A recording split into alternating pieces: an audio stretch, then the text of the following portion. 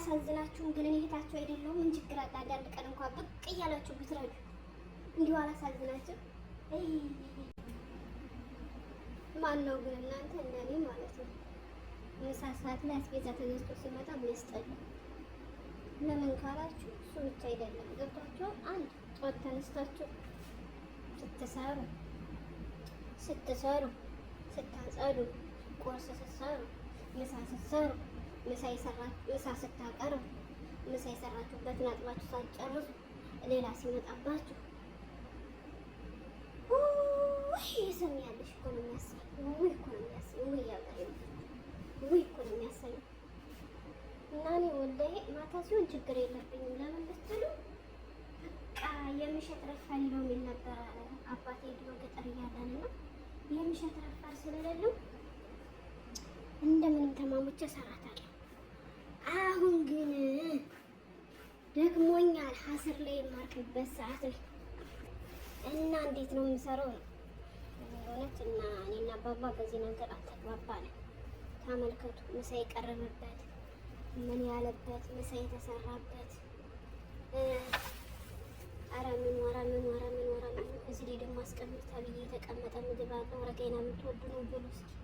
እንዴት እንደሚጣፍጥ ወረጋይና በፊት አልወድም ነበር። አሁን ይሄን ዕቃስ ማን ነው የሚያጥብልኝ? አላሳዝናችሁም? ግን እኔ እህታችሁ አይደለሁም? ምን ችግር አለ? አንዳንድ ቀን እንኳን ብቅ እያላችሁ ብትረዱ እንዲሁ አላሳዝናችሁ?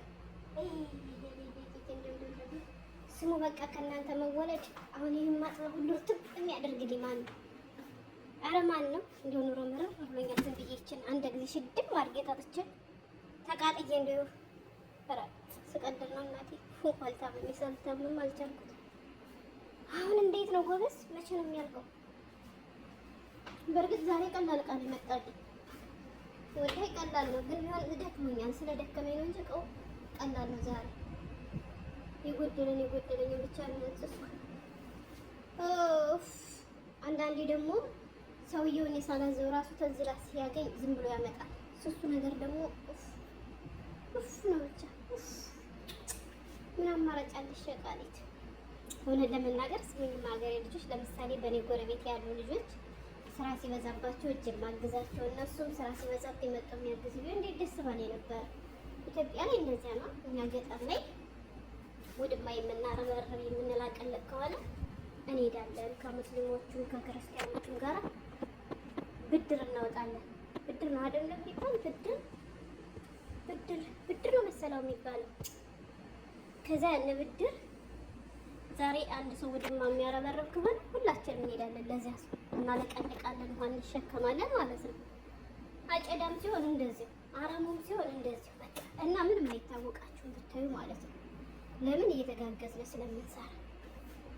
እንዲሁም ደግሞ ባጨዳ በውቂያ ወቅት ደግሞ ሴቶች መጥተው ደግሞ የቤት ስራ ያግዛሉ።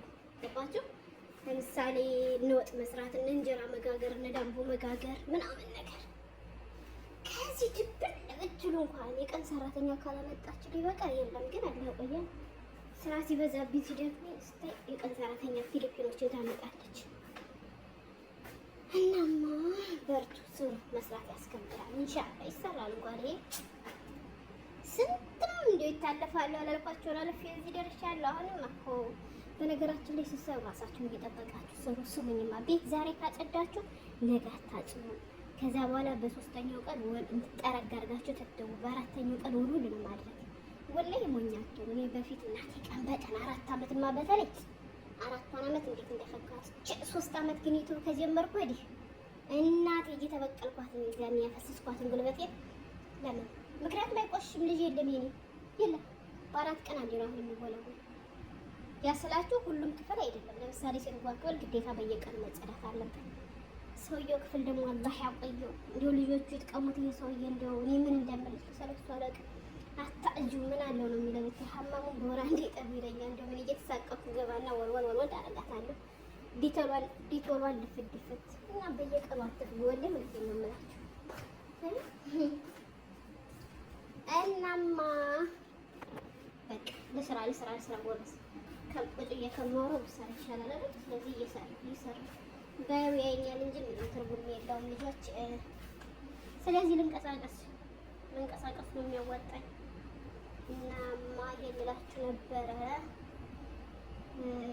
አግዙኝ እስኪ አይዞሽ ማለት ነው። በነገራችን ላይ ትልቅ ተስፋ ነው እና አይዞሽ በሉኝ እሺ። አይዞሽ በርቺ ሸቃሊት እየበል ለድርሃም ስል መቼም የማላደርገው የለም። ደግሞ እርቦኛል፣ እንዴት እንደምሆን አላውቅም። ከበለው ደግሞ ስራ መስራት ያቅተኛል። እንዳልተወው ምራበኝ እንደ ሁለት ያጣ ጎመን እኮ ነው። የሀገሬ ልጆች ምን ይሻላል? ምን ይሻላል? መፍትሄ ፈልጉልኝ እውነት እና በሉ ቻው ቻው። ኧረ እንቀሳቀስ ስራ